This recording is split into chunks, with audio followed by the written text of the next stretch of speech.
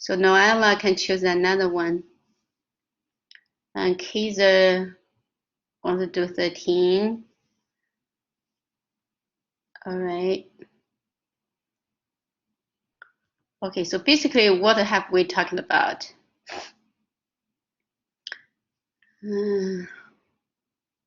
So we integral. All right, we talk about a U substitution, right? So U substitution is to deal with the composition of functions like this, right? We have 2x times square root of 1 plus x squared. We had no rules to anti-differentiate this. But so we see this is by chain rule because this is a product of two functions. So this is by chain rule. So we use U substitution.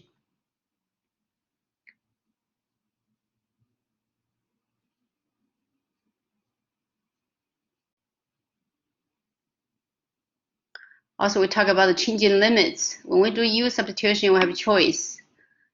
We can substitute the U back to whatever is substitute, or we can change the lower limit and upper limit in terms of U. So that is this theorem.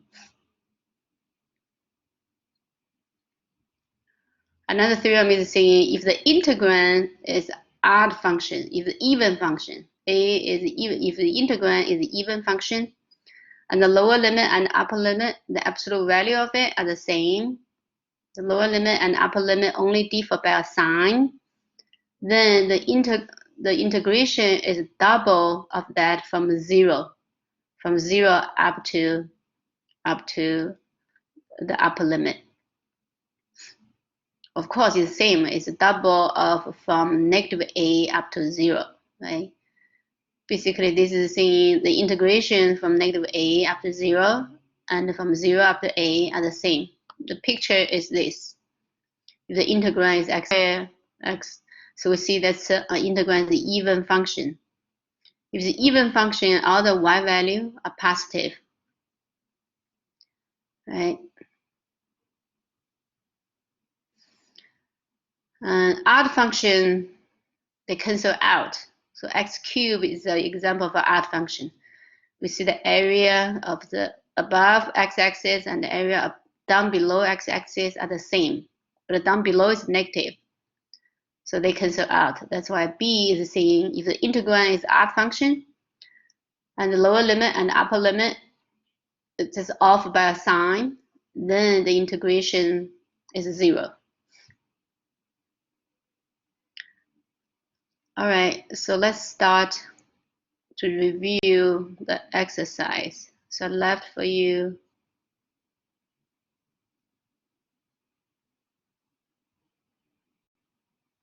Oh, okay. All right, let's go. So let me make you presenters. Always start with a question, all right? Always remind us the question. Then when you explain each step.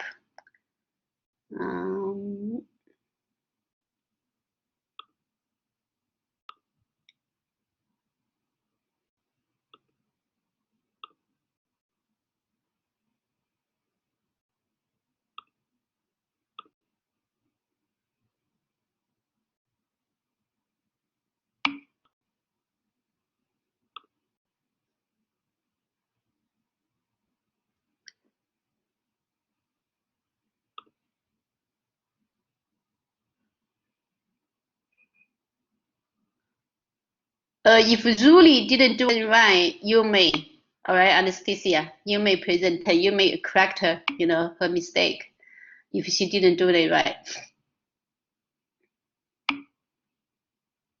Oh, Anastasia, you say you claimed 10? Which one you claimed?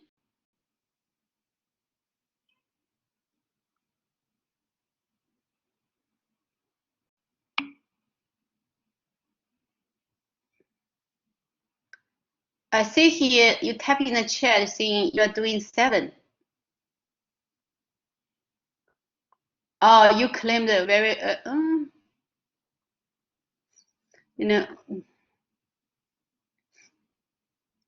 You claimed too early before I start the class, probably, so we didn't see that. Okay, you can do 7. Yeah, of course. You can do 7. So, Anastasia, can we start with you with 7?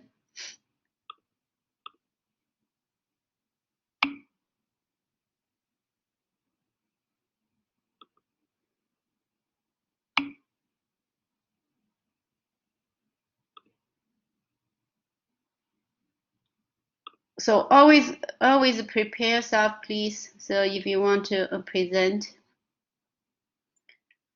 let's see, did I make everyone?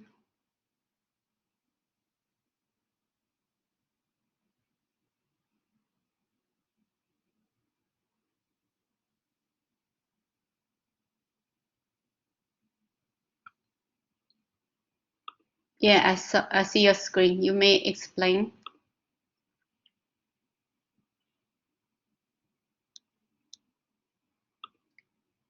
Anastasia, I cannot hear you.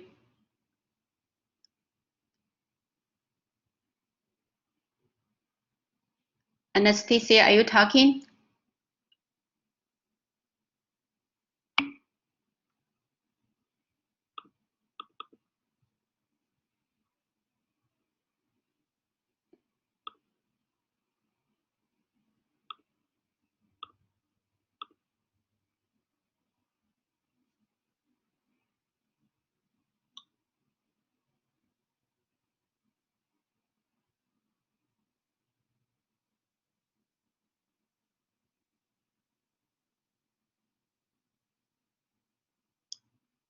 Anastasia, are you talking? We cannot hear you. Okay, present next time then, all right? Whenever you're ready. Thank you.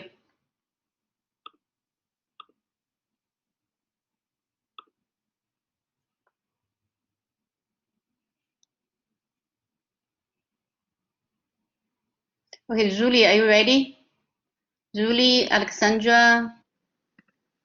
Yep. Can everyone see the screen? Yeah. Okay. So we're asked to evaluate the indefinite integral of 3t plus 2 to 2.4. And so you can use u substitution. So you could do 3t plus 2 equals u, and then 3 dt equals du, and then you would get dt equals du over 3 by dividing that value. And so then you have to simplify then you have to then you have to evaluate the integral. And so you would get the integral of 3t plus 2 to the 2.4 power of n dt would equal 1/3 to the integral of u and then to the 2.4. And so then you would evaluate more and do 1/3 times the integral of u to the 2.4 dt equals 1/3 u to the integral of 2.4 plus 1 over 2.4 plus 1 to find the solution plus c. And so then you could simplify that further and do the integral of 3 times t plus 2 to the 2.4 dt equals 1/3 times the 3t plus 2 to the 3.4 over 3.4 plus c. And so, if you simplify that further and multiply the 1/3 times the 3.4 in the bottom, you would get 1 over 10.2 times 3t plus 2, 3.4 plus c. Okay, let me ask you one question. See the second line. The second line, so you start with this, you have t dt, right? Yes. But here you have u dt. Yes. You have u dt, that doesn't make sense, right? Sorry? Why is dt still here?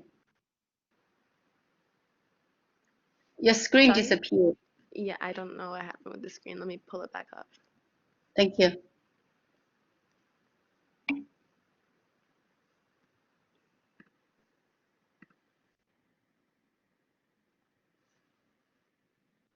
I used the u substitution, so that's why I made it equal to. So 3.4, sorry, 3 times t plus 2 would equal u. So that's why I changed that to there on the other side. Yeah, my question is, you still have, I see still you have dt here. Yeah, I changed it at the, oh, okay, yeah, sorry. That was my fault. So that should be, dt should be? Sorry? So you said that that's your fault. What's your fault? Yeah, I forgot to take out the dt when I was taking. So what should the dt be? I put in the 1/3. dt should be I'm 3 sorry? over 3. dt should be 3 du over t over 3. So that's why I Right. changed it Right. in You the already second have line one here. third. Yeah. You already have 1/3 here. So what should dt be here in this? So It should be the derivative of u over 3. yeah, dt So it's just like should I be du, changed. right? Yeah. Right. You have 1/3 here already. I already see 1/3 here. Yeah. So this dt needs to be changed to du derivative du. of u. Yeah. Right. So what else? There's one more mistake. Would it be the third line where I continue to use that, or? Now I'm asking you. I already give you a hint, right? So can you just there's another mistake in the. Oh, okay, yeah. I used it again at the end of the solution. Sorry. So over here I used it again. At So I the took end of the that out too. solution? This one? Yeah. This one is okay, right? Because this one you have t dt, right? Oh yeah, yeah. Sorry. The Okay, so integral has here variable again, t. Yes. Yeah. So this should be that should be du. that should be du. Otherwise, it wouldn't make sense, right? Hmm. You have u as variable. You're cutting along the t axis. That wouldn't make sense. You have to change u du. Okay, great. That's okay. We make mistakes, but the important thing is, we're able to correct the mistake. Okay. All right. Thank you, Julie. Hmm.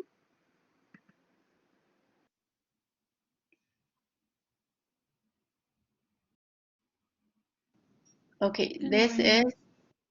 Good morning. This is Alexandra, number 9. Okay. Right.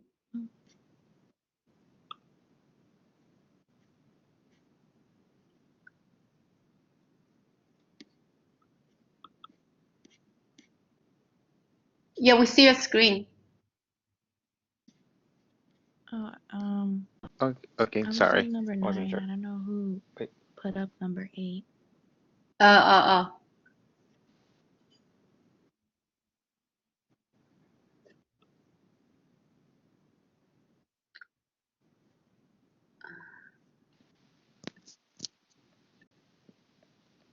Yeah, sorry, I'm having some problems with the internet. I guess it's kind of slow. Do you want to go ahead and do your question first? So who's A is here? Who's number 8 is here?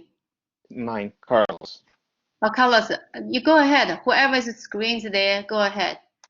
Oh, okay, sorry. Okay, so first we let u be x3, which is the number that it's on the parentheses. Then we let du be 3x to the second power, which is the derivative.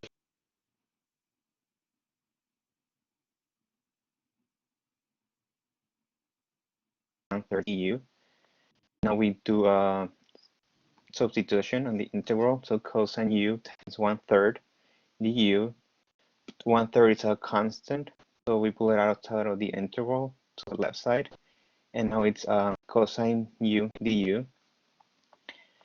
And then we let 1/3 sine, the antiderivative of cosine, be u plus c, a constant. Then 1/3 sine,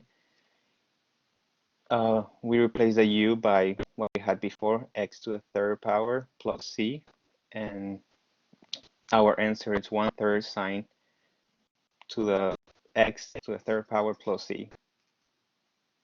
All right. So let me ask you a question. You have one mistake. Can you find out yourself? Forgot to explain that to cancel the x to the second power. It's here. What's missing? Which one? Can you see it? I underline.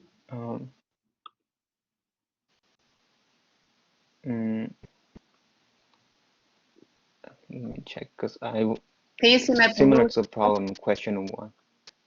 Right. Can you see my blue circle here? Yeah, I can see it. Okay, what's wrong there? What's missing? Oh, I think I'm missing dx at the end. Yeah. Otherwise, it wouldn't make sense, right? du equals 3x squared wouldn't make any sense.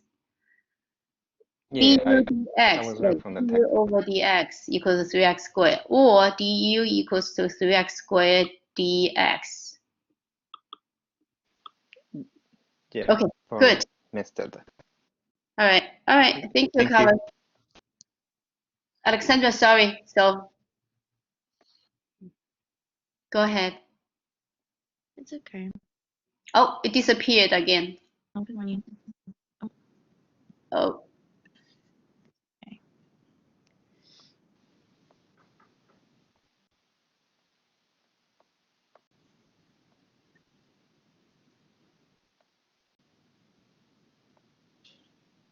Okay, could you see it now? yeah. Okay, good. So I did number 9, so we're given the integral 1 minus 2x the ninth dx. I set u as 1 minus 2x, and then I solved for dx since we're putting the next integral into u terms. So dx is equal to negative 1/2 du. So then from u substitution, the integral would turn into u to the 9th power multiplied by negative 1/2 du. And then since I took out negative 1/2, and then I'm left with the integral of u to the 9th du. And then I found the antiderivative of that integral, which is u to the 10th divided by 10. And then I substituted u for 1 minus 2x, returning to the original equation. And then after that, I simplified, and so it would be negative 1 minus 2x to the 10th. And since 2 times 10 is 20, it will be over 20 plus c. Okay, great. Very clear. All right. Yeah. All right. Thank you. Okay.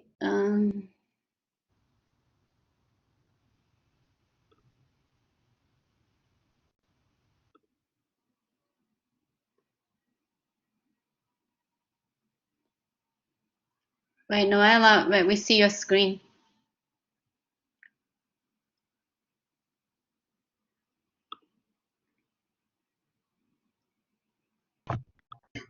Hello? Yeah, you can go ahead. Okay, so for number 7, I set u equal to x, and then the derivative of du over dx would be 2x. So from there, I put the x and the dx to one side, which resulted in du over 2. So from there, with the red ink, I indicated the terms that would change. So sine x squared would change into sine u, and x times dx would change into du over 2.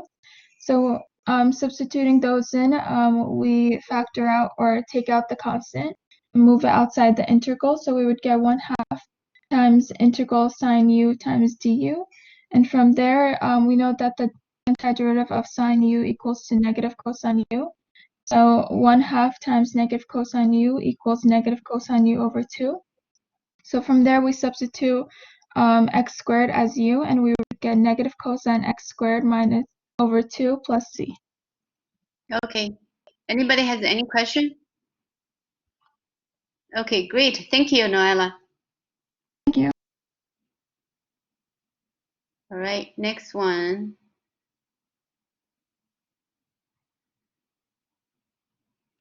I think Kaiser. Let me see anybody. Yeah, we see your screen.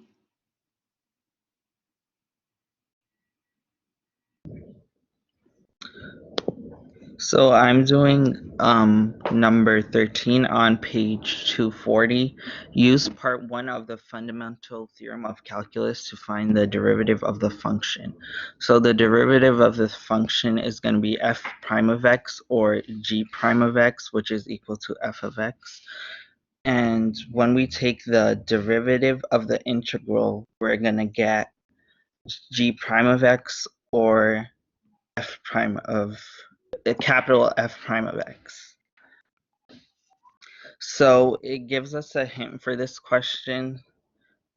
So I use that. So I use the derivative. Took the derivative of both of the integrals using the hint. Then I used u substitution. And I use t as my u because there's already a u in the integral.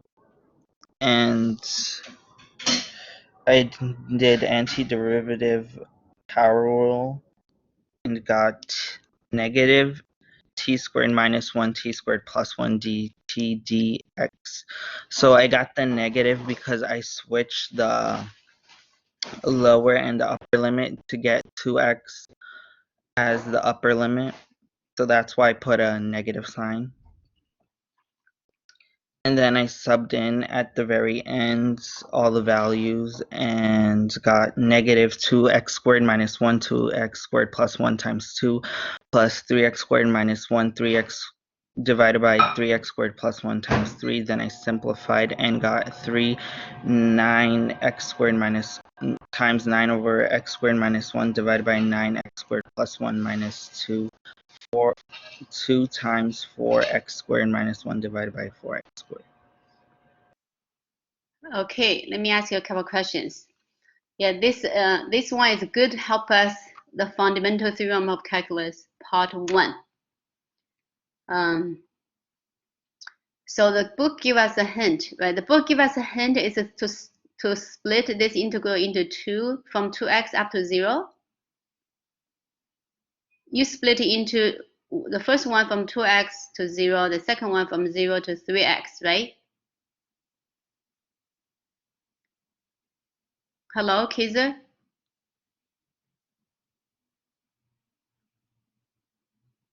Hello? Yeah, I did 0 to 2x to 0. Right. So let me ask you this question. How do you know 0? Is the hint given from the book to split into 2x to 0, 0 to 3x? Yeah, it's given in the book.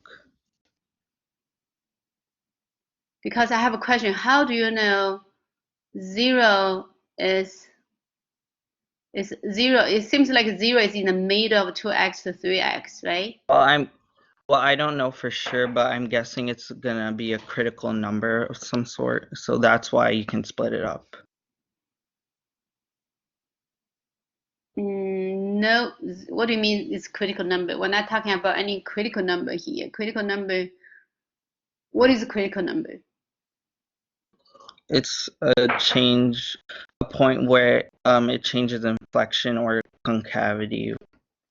Right. So here, right. So we don't really need that, right? So here, basically, we want to be able to use the fundamental theorem of calculus, the part 1, right? From the integral is from a number. The lower limit is a number. It does not have to be 0. It can be any number, right? Up to the x term. Up to the x term.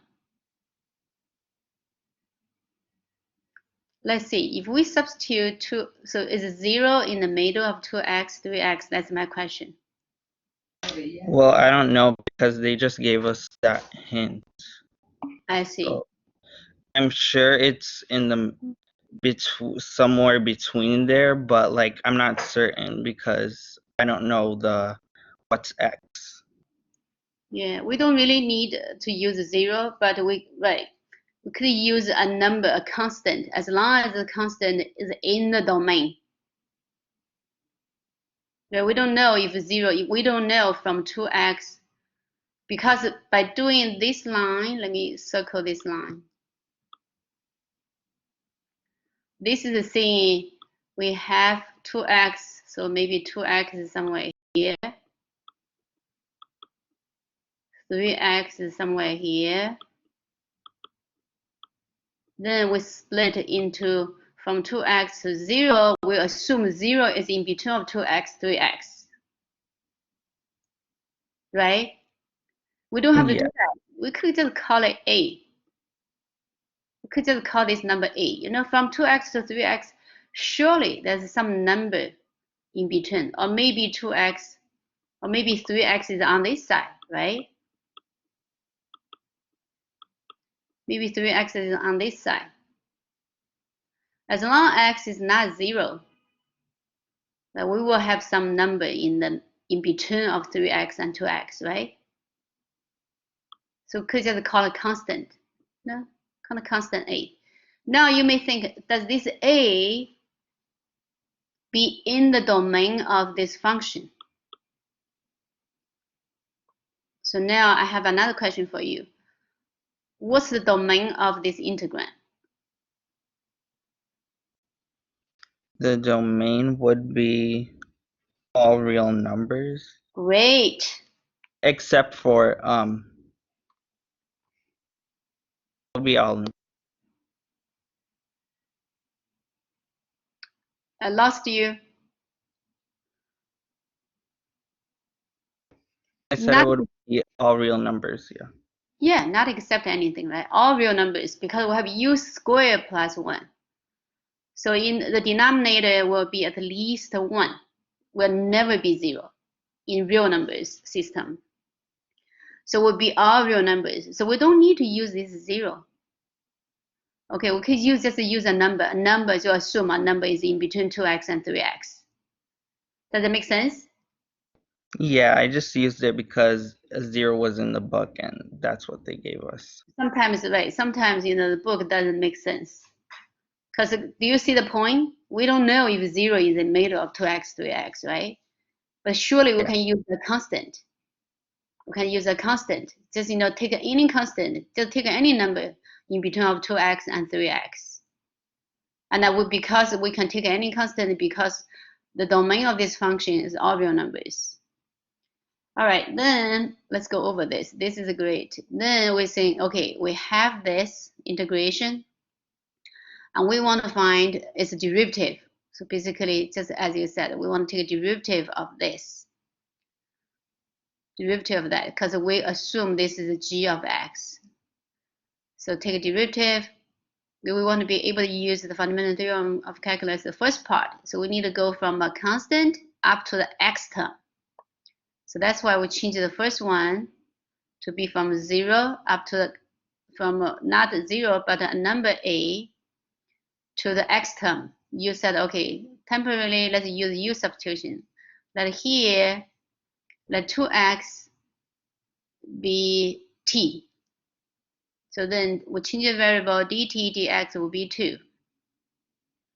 Then you apply that. So you get this from, when we switch the lower limit, right, let me ask you this. So what did you apply from this step to this step? I changed the lower limit with the upper limit, and I added a negative sign. Yes, great, right? When we switch the lower limit and the upper limit, that introduce a negative sign. So that's why you have a negative sign here. Now from, before was from 2x to 0, now it's from, well, let's call this number, right? That now from a constant to this 2x, you said, okay, let 2x be t, so you use substitution by chain rule, then introduce 2. So then, so d dt,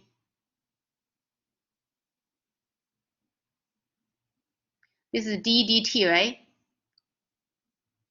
Then dt dx. This cannot be u, right? Do you see that? You, what did you do?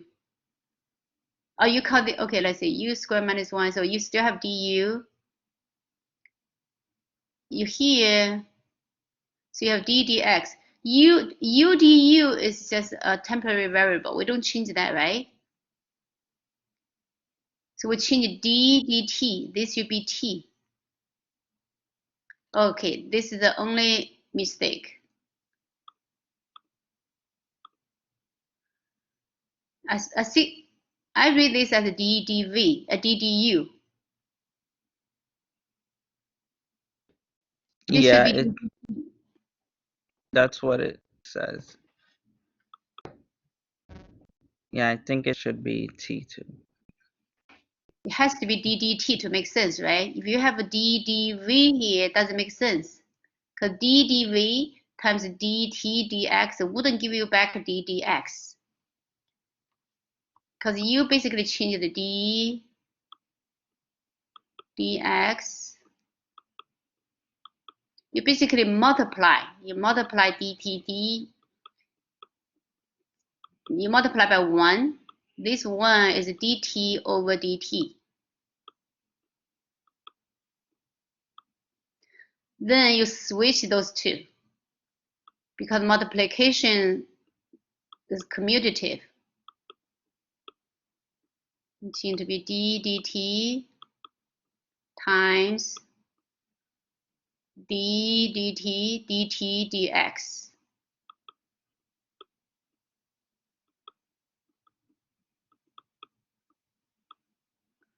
This part is difficult, but it's also very important.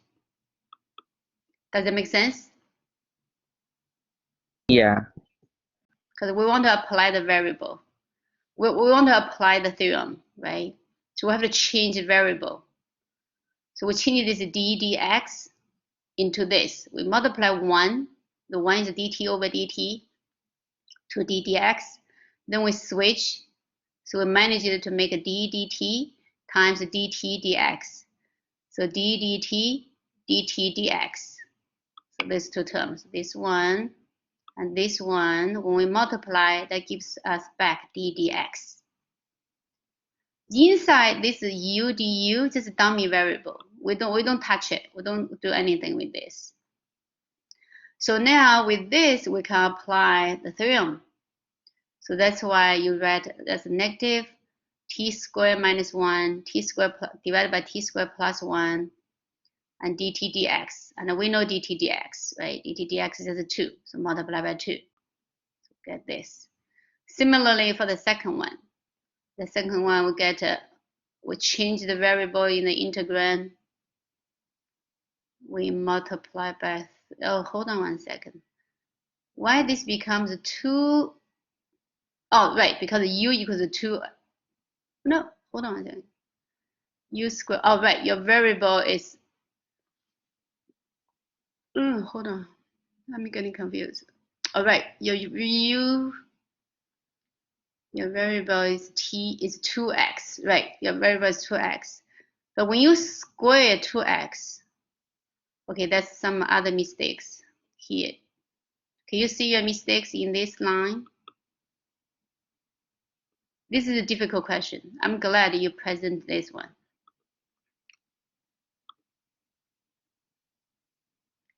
Can you make corrections on here? I think it's the whole term squared. Like 2. Yeah. So what's 2x parentheses squared?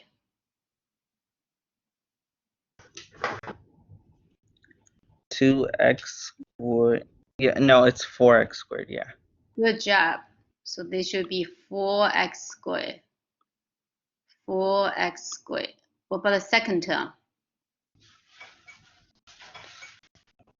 9x squared. Nice. Because it's a 3x. Your variable is a 3x. So 3x squared, parentheses is 3x squared. So 9x squared. 9x squared. Then multiply by 3, this multiply by 2. Okay, good job. Okay, this is a difficult one, but you did well. All right. So this is Kiza, right? Yeah. Thank you, Kiza. All right, thank you. Anybody has any question? This is a good, very good presentation. You know, in the final exam, something will be like this. Okay, good job. Anybody else like to present?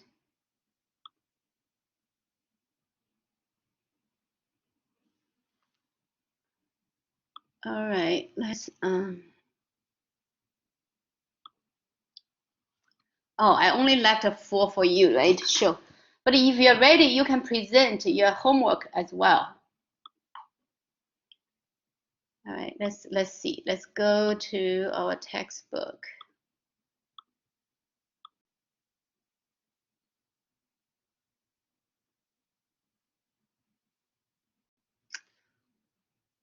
I think this chapter is very, very important. So I'm not going to talk about new material. I'm going to, let's do some more exercise on this. Let's see.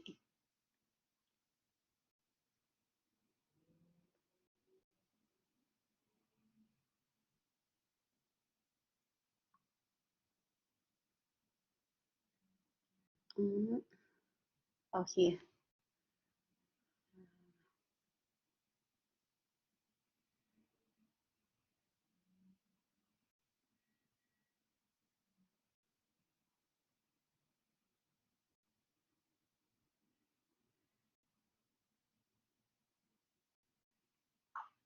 Yeah, I think your homework,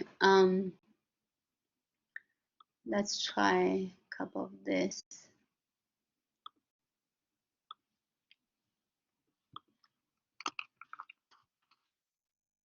Let's try 16, 18. Let's try 16 up to 1, 2, 3, 4, 5 to 24. Let's try 16 to 24.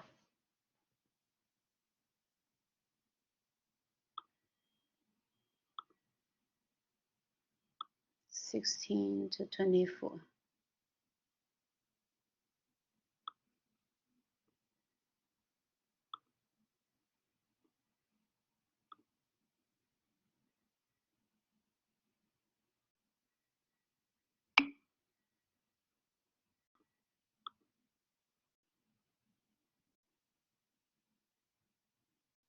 No, this is Anastasia. This is not homework. It's doing right now.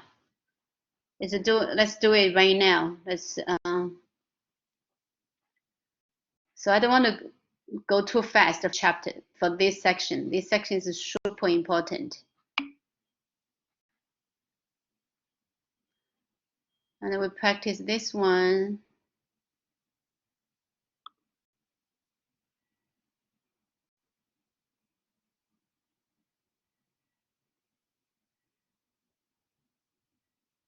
Then we're going to go back to practice on the fundamental theorem of calculus part 1, like Kaiser just showed us, like that kind of questions.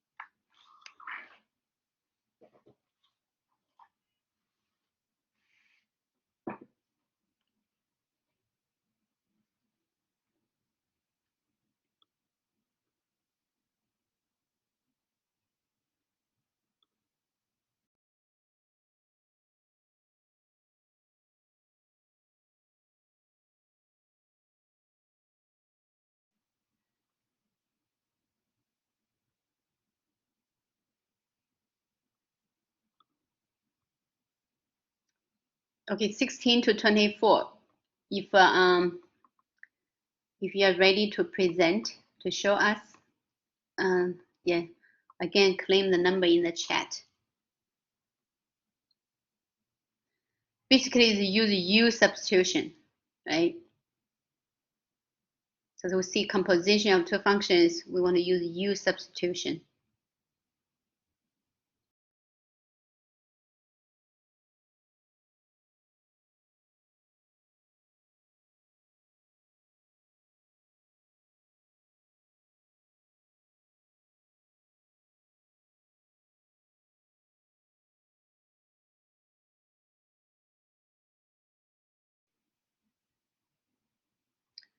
Okay, Henry wants to do 18. Anybody else?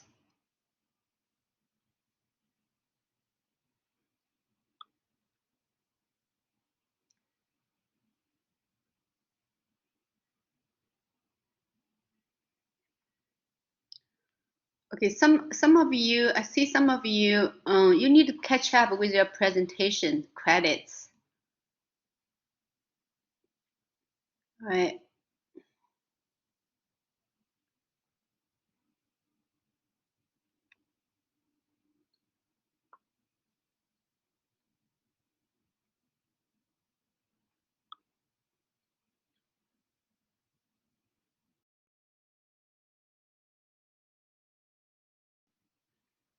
Okay, let's do like 5 more minutes. U substitution, all right.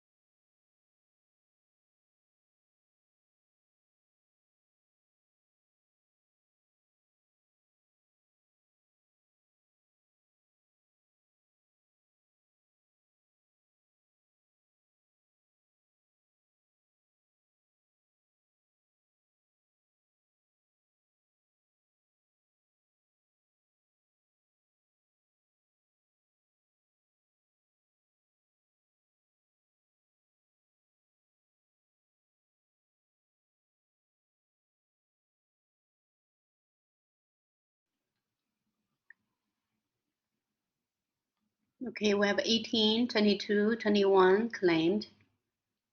So left with 16, 24. Okay, Malika is gonna do 16.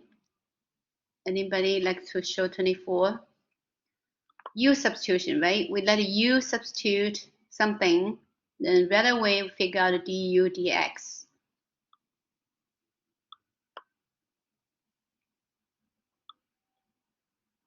All right, let's go.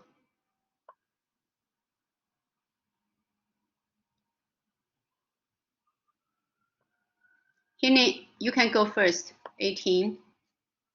Then Alexandra, 22. Amir, 21. Malika, 16.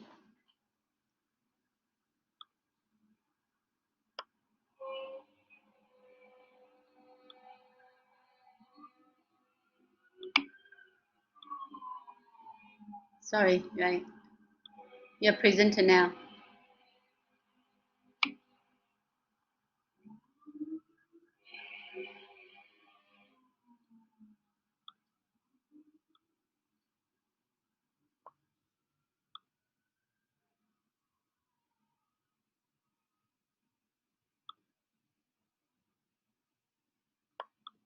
Right, Amir.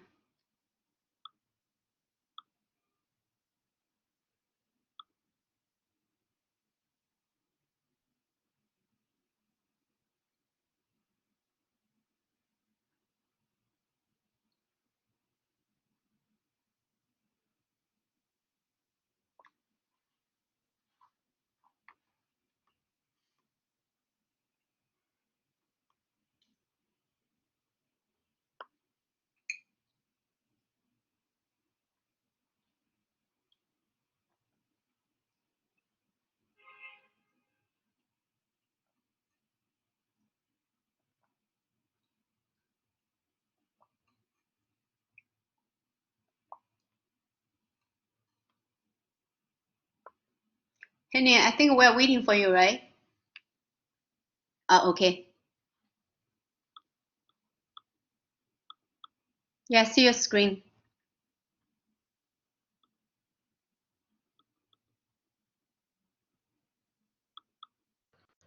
Sorry, it was uploading before.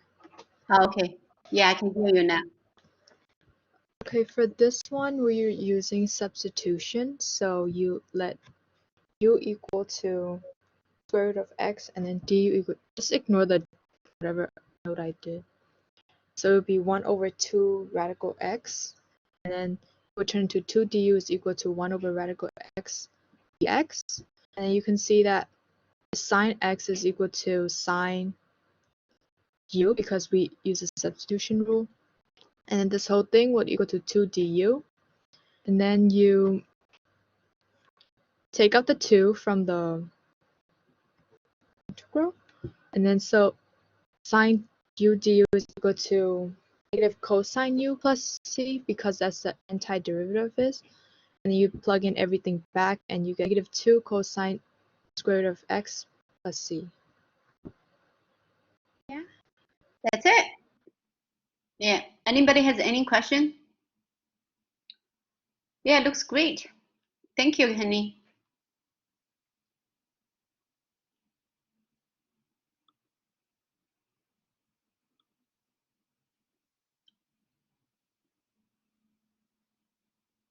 (22) Alexandra.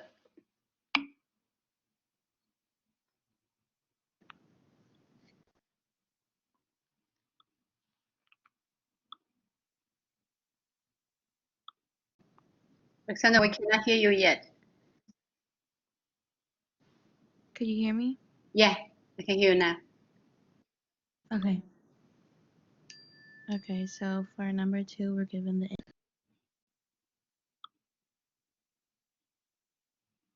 We lost you.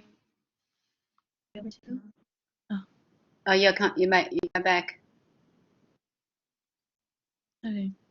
So we're given this integral, and so I set u as 1 plus x to the 3 over 2, and then I found the derivative, which was 3 over 2 x to the half dx. And then since in the original integral we already have square root of x dx, I had only divided by 3 over 2, which is the same as multiplying by 2 over 3.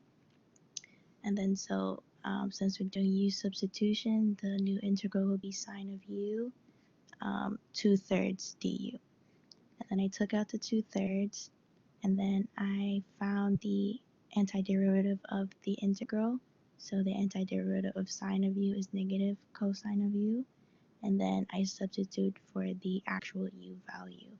So simplified, I had gotten negative 2/3 multiplied by cosine 1 plus x to the 3 over 2 plus c. Looks great. Okay. Thank you, Alexandra.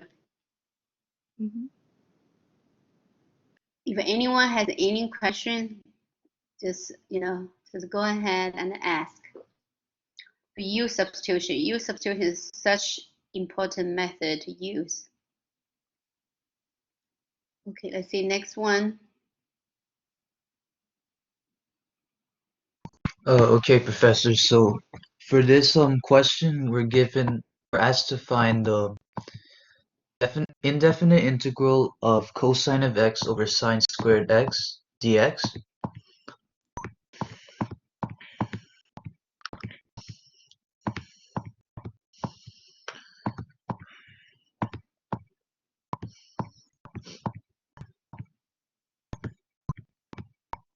Okay, so from here, what we need to do is use u substitution.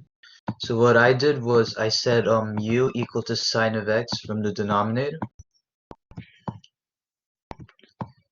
And then we also need a derivative of u. So we know that that is equal to cosine of x times dx. And we also know that dx right over here that would be equal to the derivative of this, which is negative sine of x.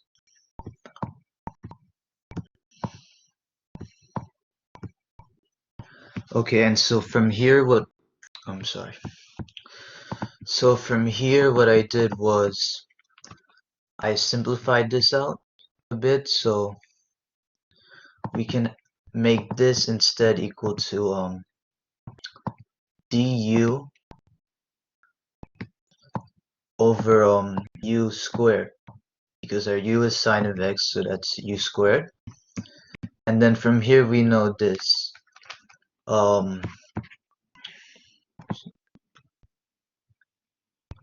We know that the derivative of u is equal to we call it. Actually, no. I don't know how I got this. I mean, I know it's negative sine of x. I think that over sine of x squared. I believe. I think I'm missing a step in between. 1 second. Okay. Let me ask you some questions. You Yeah, finished? no, Okay. wait. So this is negative 1 over sine of x. And then our final solution is negative cosecant of x plus c. I see. Okay, so this is question 21. So the question is the integral is cosine x divided by sine square x. So you said, okay, let u substitute sine x. Then du equal cosine dx. Then, okay, what's missing in this third line? Dx, right, Professor? Dx, so dx equals to, why dx equals negative sine x? Well, I mean, that's how I got the solution. You don't need this, right? You see? Oh, You we want don't to, need that? right. You want to substitute x term into u. You want to substitute dx term into du. Oh, You see, you have a cosine x dx here. That's your du. oh, I see, Professor. Right. That's your du. And here you have over u squared. Exactly. This is perfect. Cosine x dx, that's your du. Then sine x is u. So sine square x is u squared. Perfect, this one. Now let's do antiderivative. How do we do 1 over u squared Or this antiderivative? could be negative 1 over u. I know that's a way to simplify. Exactly, that's negative 1 over u. Then we substitute back into negative 1 over u. What's u? So we don't need Oh, I understand. negative 1 over sine x because u is sine x. So Oh, get okay. right away. Yeah.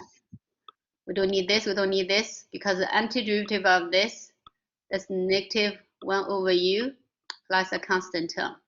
So that means this one plus a constant term. And then we know 1 over sine is cosecant. So that's negative secant x plus c. Your answer is right. All right. So this line is not needed. And this Right, here is not needed. thank you, Professor. Okay, great. Good job. Anybody has any question? So this is the magic of u substitution. All right. For complicated integrand, we use u substitution, we can solve the problem. Okay, thank you, Amir. Let's see, anybody else? Okay, here, good. So that's Malika's. Go ahead, Malika.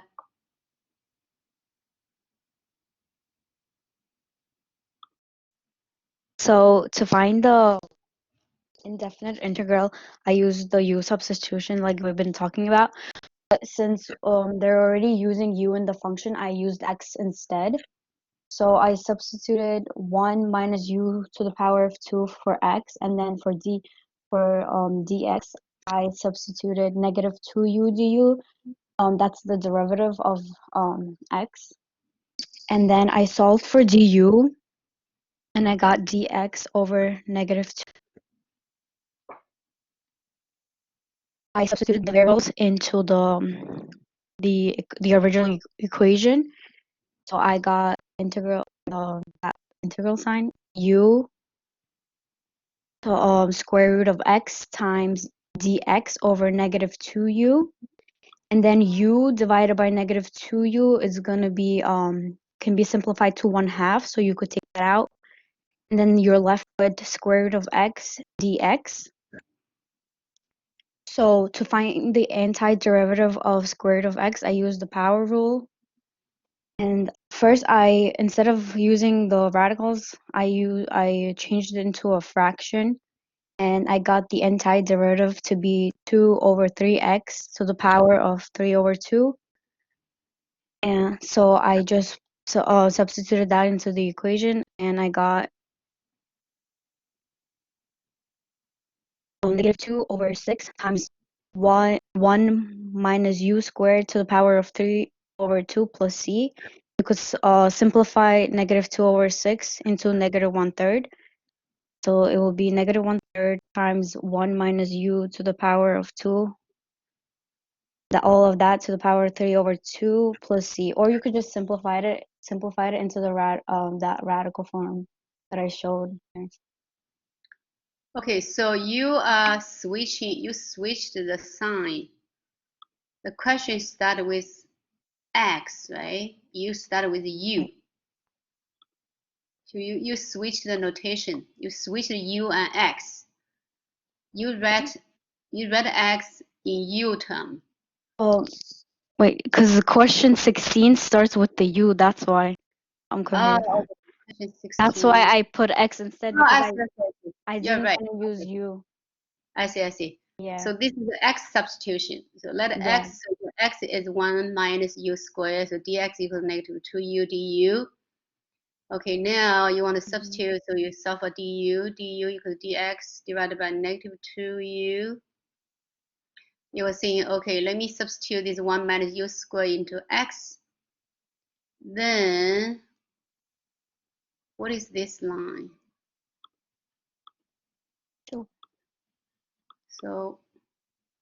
So you substitute x for 1 minus u squared, right?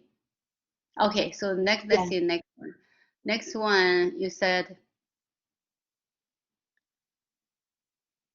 du, so you substitute that. Or you also change du into dx over negative 2u. All right, so you change this, you change this. Now you have two variables. You have u, you have x. Right? Can you explain to me from this step to this step? Oh yeah, okay. So as you can see on the side, I wrote du equals dx over negative 2y, right? So since in the beginning this this is du. Okay. I see what you did. So you have u here, u divided by u equals to 1. So that's why you have, but you still have negative sign. Negative half. Negative 1/2. X dx. I see what you did now. Okay. Then so you have this negative. Okay. Okay, I see what you did. Okay, fine. Yeah, good. Thank you. All right. Okay, but only one more thing. Yeah. Even this u here, u divided by u equals 1. But when you have two variables, sometimes it could be confusing the second line. So your thinking is to use x substitute 1 minus u squared, to use dx to substitute the u du term. You see here you have u, you have du, right? So that tells you your u du equals to dx over 2. Oh yeah, okay, I see it now. Right? You don't need this step. Yeah. I mean, in the end, right? In the end, it makes sense, but it's just confusing. You have two variables here. You have u, you have x. Okay, yeah, I see now. Good job. Thank you. Thank you, Malika. And okay, Victoria, can you explain your right? Oh yes, I posted in the chat. So the question I'm doing is number 20. It's asking to evaluate the indefinite integral of cosine to the power of 4 theta times sine theta times d theta. So what we do is we substitute u to cosine theta and du to negative sine theta d theta. And then which you will get u to the power of 4 times negative 1 times du. And then you will take out negative 1 to the front because it's a constant. And you will get negative to u to the power of 4 times du. And then I use the power rule to find the antiderivative, which you will get negative 1 over 5 times u to the power of 5 plus c. And then you will substitute u back to cosine of theta, and the answer will be negative 1/5 times cosine to the power of 5 theta plus c. Okay. All right. Anyone has any questions? Yeah. All right. Okay, good, Victoria. All right, let me give you a new bunch. So it's good practice. I hope everyone is following this. Yeah, if anybody, so this is U substitution. Okay, very powerful too for integration. Let's go back a little bit to apply fundamental theorem of calculus part 1.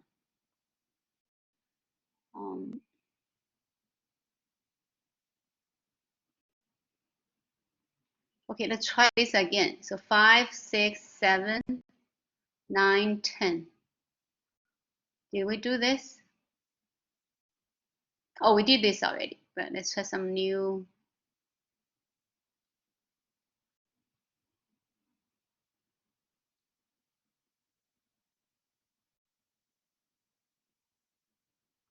Okay, kids are already showed 13.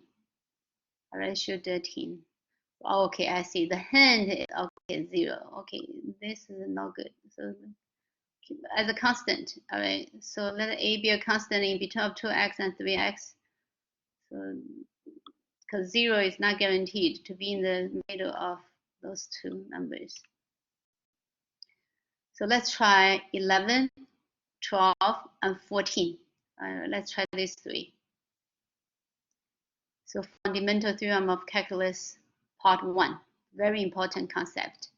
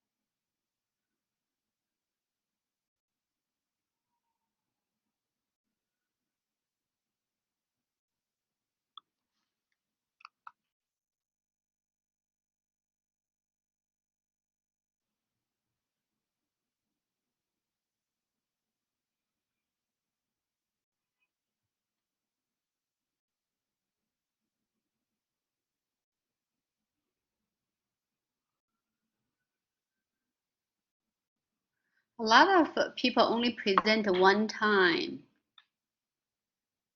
So I have some people 1, 2, 3.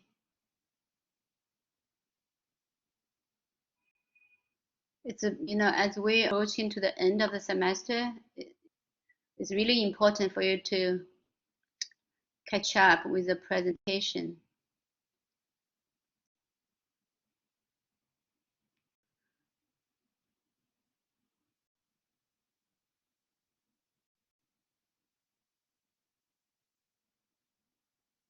I have some students presented 10 times.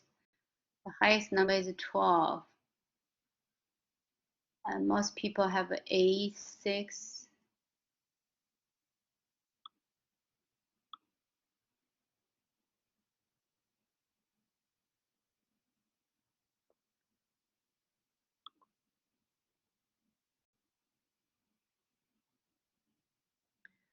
Yeah, sometimes when you present, I ask questions. Those questions is try to help you to understand the missing point.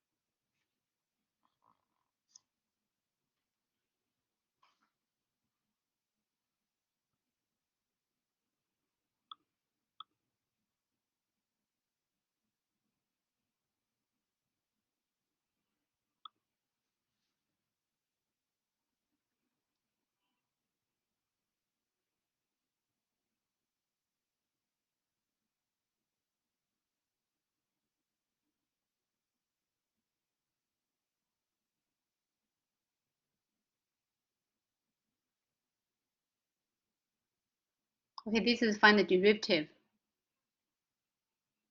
All right, so these 3 questions is use part 1 of the fundamental theorem of calculus to find the derivative of a function. Right. So find the derivative. Find the y prime here, find the y prime here, find the g, 13 is already done. Find the y prime here.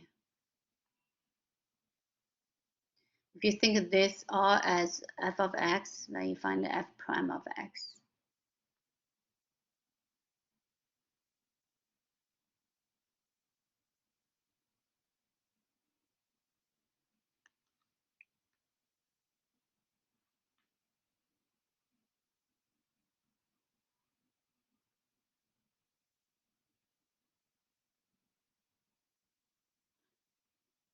You can also use u substitution.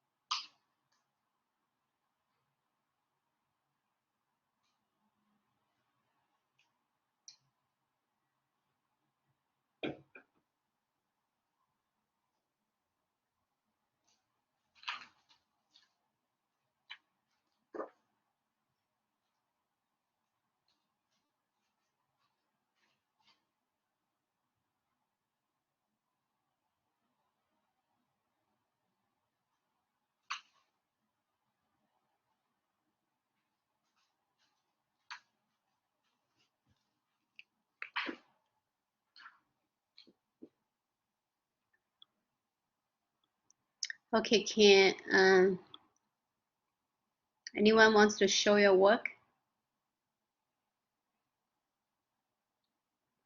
Especially those people do not have enough presentations.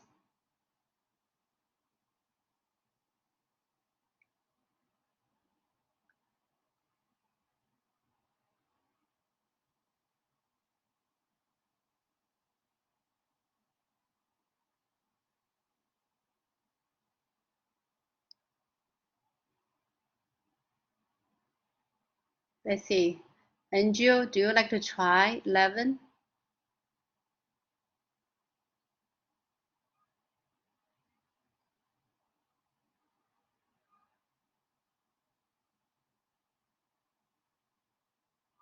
Fadwa, like to try 11? Or Jason?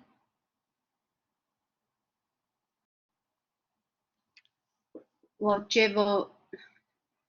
Jevoker?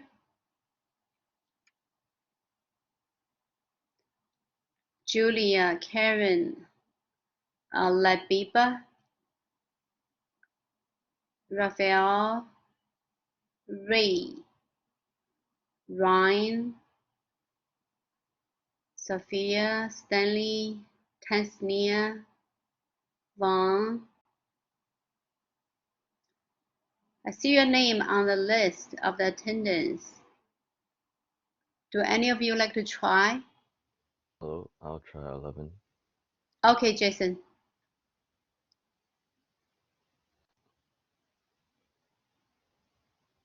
Can you make presenter? You want to share your screen with us?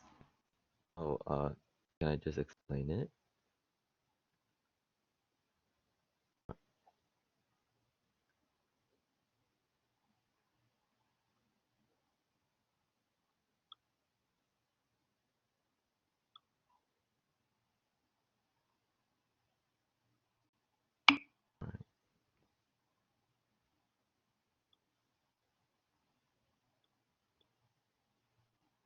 Okay, I see your screen.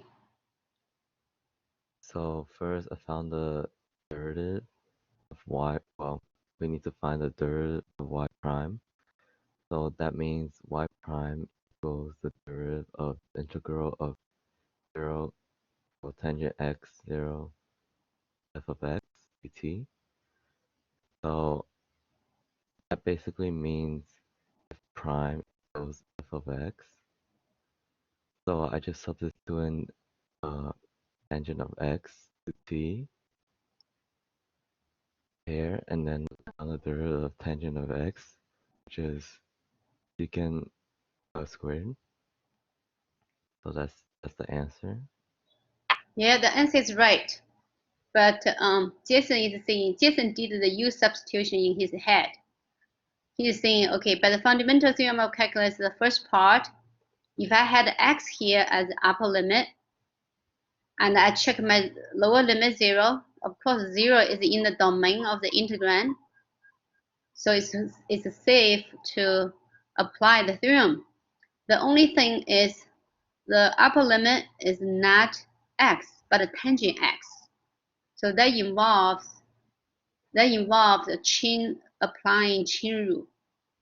So he just changed to take the integrand, change the t into the upper limit tangent x, right? This also changing t into tangent x, then multiply by the derivative of tangent x, secant squared.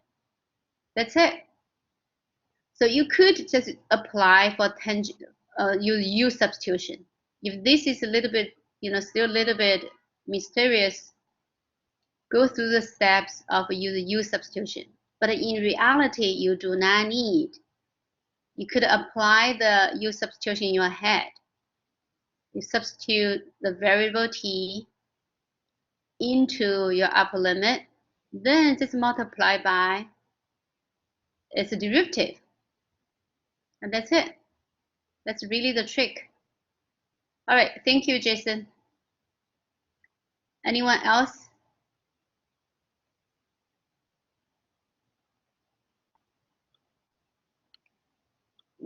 You see, it's so easy to earn your presentation credits, right?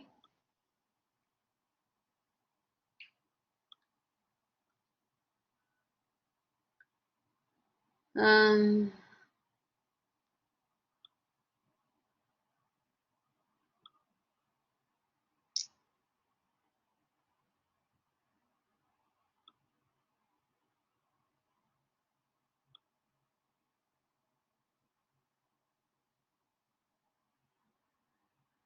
let's see.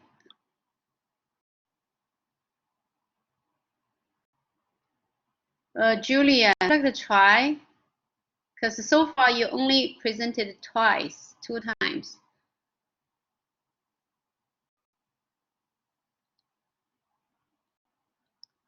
Yeah, a lot of people on my list have only 2 times presentation, and some of you only have 1 time. Labiba, you only presented 1 time. All right.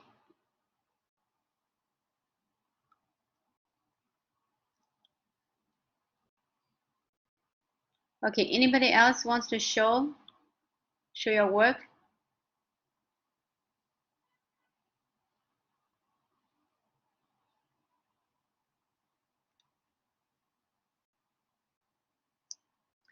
Okay, I guess not. Let's try. So I'll do with you, all right? So we just apply Jason's method. Oh, Kiza wants to do 14. Kiza, go ahead.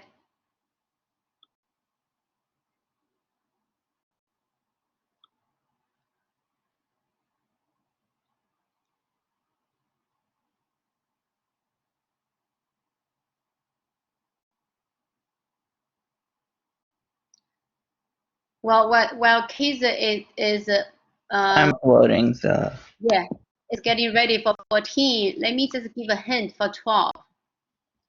Okay, 12, we see the constant as upper limit, right? The function sine x is lower limit. So first thing, we may want to switch the upper limit and lower limit, right? That will introduce a negative sign. So we have negative integration from 1 up to sine x. Then integrand.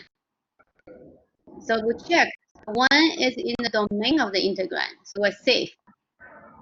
Now what do we have to do? So derivative of y prime, just change the integrand into upper limit. So the t, we change the t into upper limit sine x. So we get square root of 1 plus sine x squared, right? Then we have to multiply by the derivative of sine x, which is cosine x. So that's it. That's it. So we'll have to check the condition for applying the theorem. Okay, kids, if you're ready, so for 14. Okay, great. So 14, it was the similar thing to 13. So I took the derivative of both of the integrals. I split them up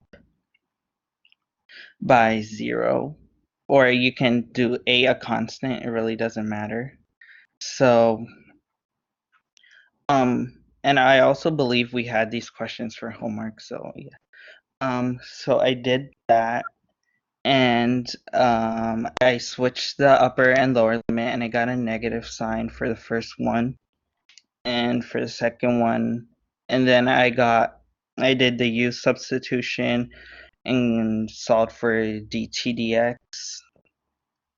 For the first u substitution, I got dt dx to be cosine x.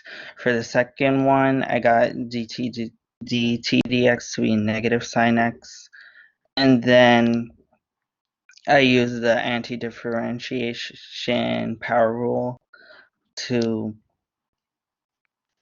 integrate, and then I subbed in and got negative sine x 1 plus cosine raised to the 10 minus 1 plus sine squared x to the 10th cosine x. Okay, all right, so this looks good.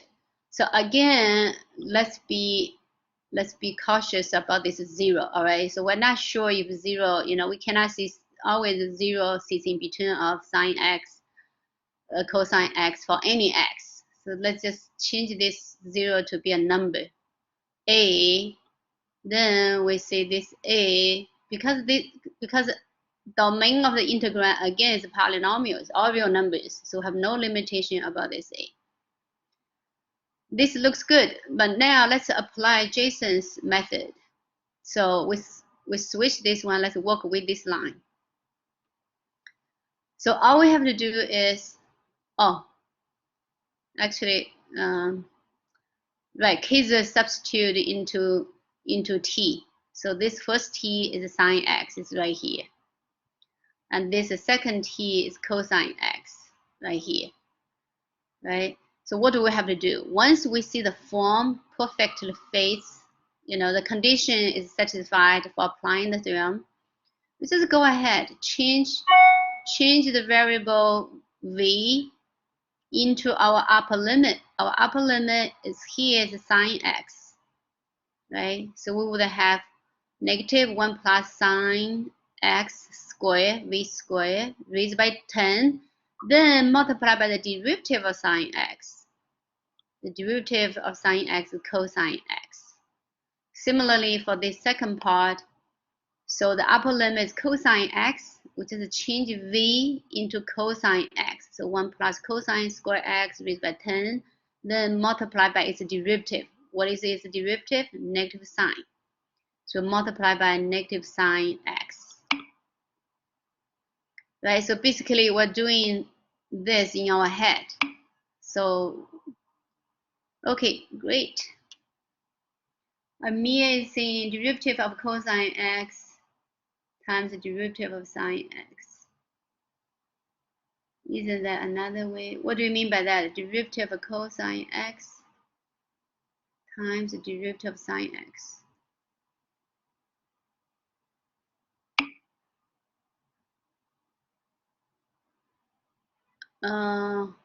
The fastest way is just to change v into the upper limit. Let's just see in this one. Change v into the upper limit. Once the form is good, then multiply by its derivative. So what is the derivative of sine? That's cosine. All right. Similarly for the second part, right? Change v into the upper limit. Upper limit is cosine x. Then multiply by its derivative. What's the derivative of cosine? It's negative sine. That's it. All right, great. Okay, great. Thank you.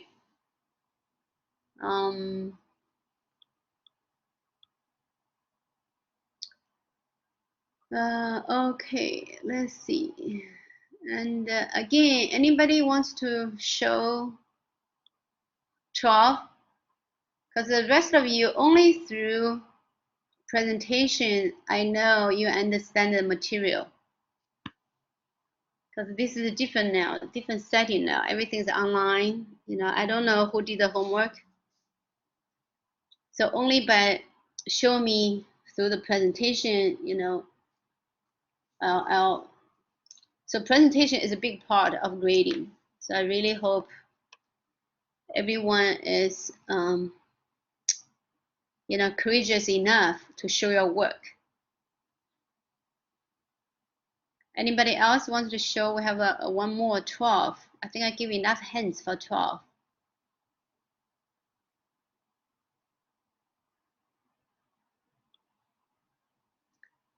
Okay, if not, so let's go through quickly 12. So 12 basically, right, all we have to do is switch this integrate the upper limit and lower limit. That would give us a negative sign. Then we change, so this y prime, let me see if I can tap in here. So y prime, I'm doing 12 equals to, you could just go through the process, right? Or you're just doing the process in your head. So that would be negative square root of 1 plus sine square x, right? The square root. Then, so square root, then multiply by the derivative of sine x. Well, what's the derivative of sine x? Cosine x. That's it. So the answer should be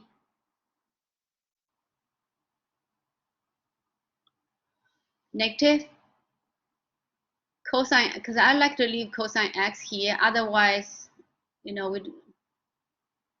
so cosine, actually cosine x, because this is cosine x square root, so we won't get confused with, okay, let's write, because usually I like to write the angle as the last term. So multiply by cosine x. Because we switch the lower limit and the upper limit, right, to fit into the condition of applying the theorem, so that introduce a negative sign.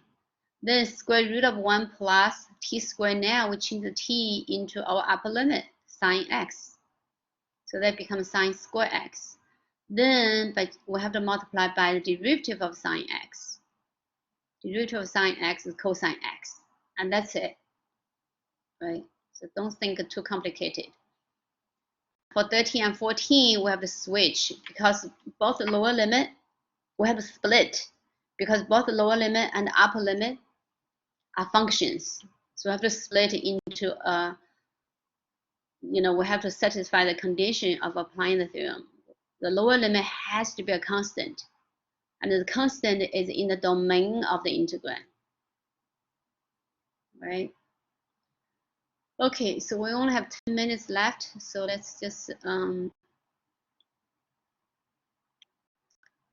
make sure you know you're good with the substitution method.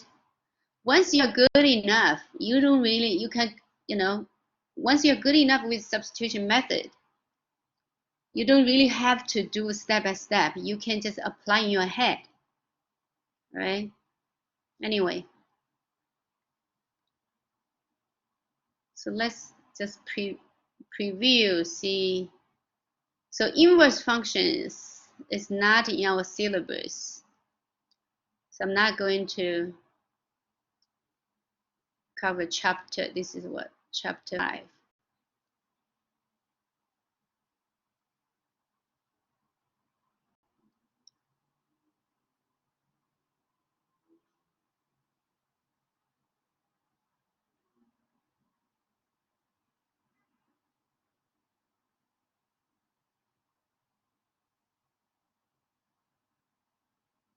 Inverse functions. Exponential functions. Actually, you know what? I'll just quickly go over them next class. All right. If you could, you know, preview a little bit. So I'm going to go over this quickly.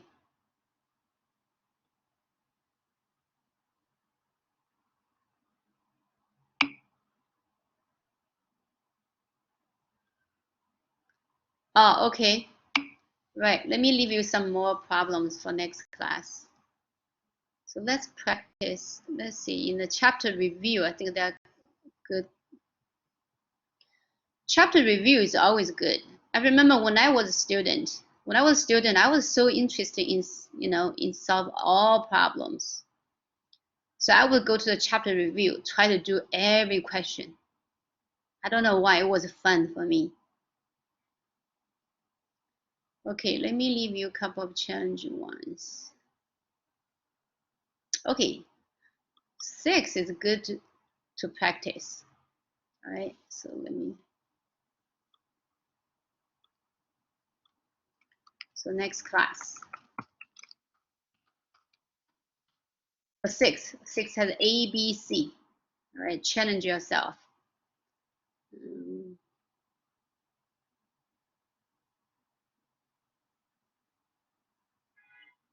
So those should be simple, okay? Let's see.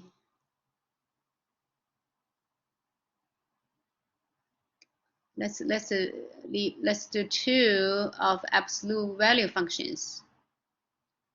Remember, absolute value functions, you have to get rid of the vertex, right? So you have to do split.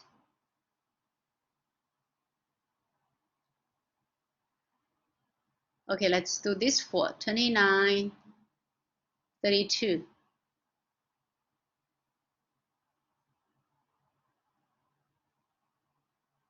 Okay, that's for next class.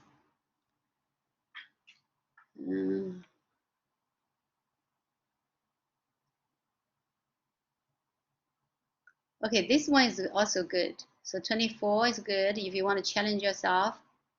22. If you're math major, all right, those are very interesting.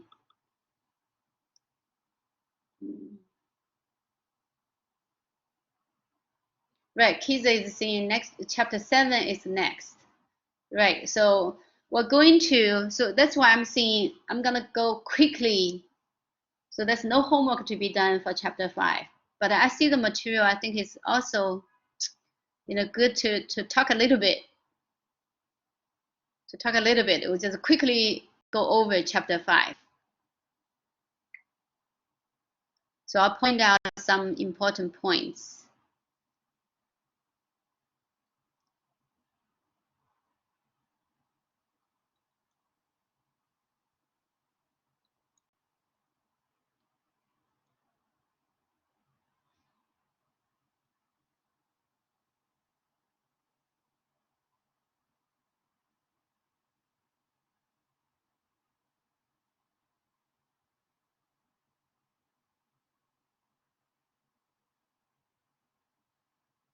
I think you're taking chapter 5 in 155 course. L'Hôpital. You know what? That's too much to talk about. I think everything is important, but you'll take it in 155 course. So chapter 6 is talking about techniques of integration. U substitution is important, and also trigonometry stuff involved. Very, very interesting.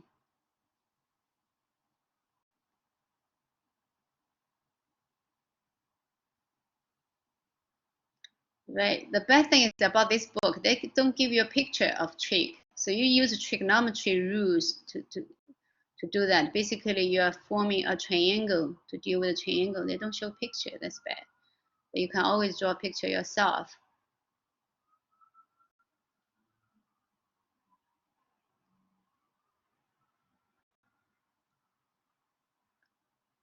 Okay, improper integrals.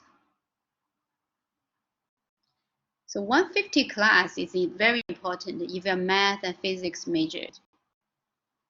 And it's fun to do it. So this will be our next class. So it's application of integration. So how do we use integration? We want to find areas in between of 2 curves. We know how to find it in one curve, right? But now we have upper and the lower both being functions. Or maybe sometimes we have left and right being functions. Right. So that should be easy. And sometimes we have this, we have left and right being curves. So how do we find functions of this kind of shape? And this kind of shape, right? We'll learn how to do that. And also the volume. If we have a shape, then we can revolve like this one, right? If we have this kind of shape, we can rotate this piece of region, with x-axis, we can rotate this way. Then we get a 3D object like this. So how do we find the volume of this? Or we can rotate with y-axis, right? Then we would get a 3D object like this. Then we would have a circle kind like this, right? We'll get a 3D object like this. So how do we find the volume of that? You see this one, we have this piece of region, we can rotate it with the y-axis. How do we find the volume of this? We can rotate it with the x-axis. How do we find the volume of that?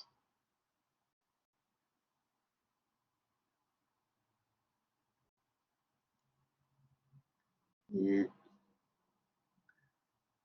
That's it. Something called the cylindrical shell method.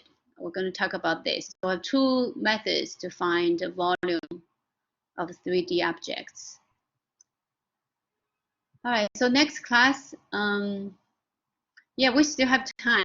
And yeah, so I don't know. I really hope everybody, sometimes I'm just afraid we're going too fast. Hope everybody can catch up with the course. And if not, we will have enough time to review. All right. Okay, anybody has any questions?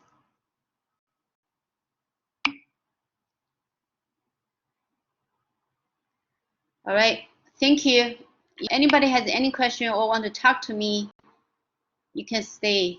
I'll be still here. Otherwise, have a good weekend. See you next Monday.